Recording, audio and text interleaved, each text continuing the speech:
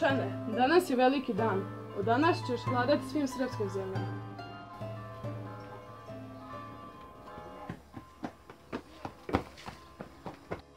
Gospodaro, arhijepiskop dolazi.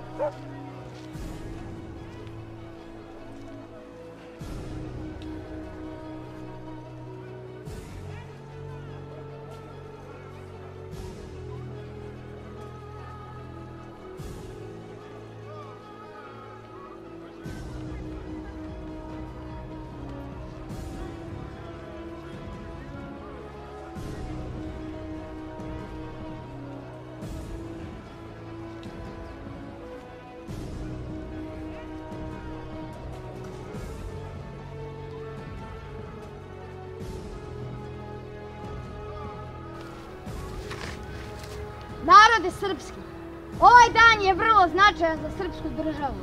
Na današnji dan Srbija postaje zemlja na čelu sa carem Dušanom Urošem IV. Nemanjićem. Dušan postaje car svih Srba i Romeja. Njegova žena Jelena postaje carica, a Uroš, njihov sin, postaje mladi kralj. Proglašavam Dušana Uroša IV. Nemanjića za cara Srba i Romeja.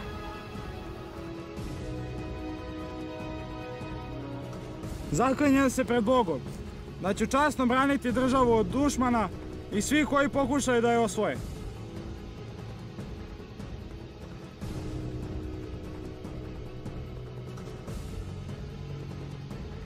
Jelena, proglašavam te za caricu Srba i Romeja.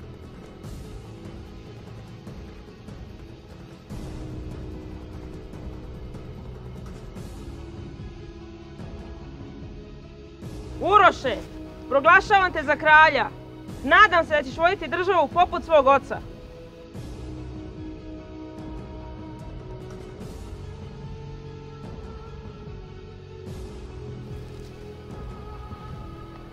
Također, Srpska crkva se uzdiže u čin patrijaršije, a prvi srpski patrijarh bit će Joanikije.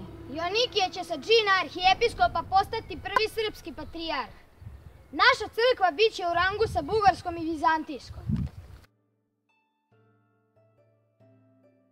Od danas Srpska crkva postaje patrijaršija.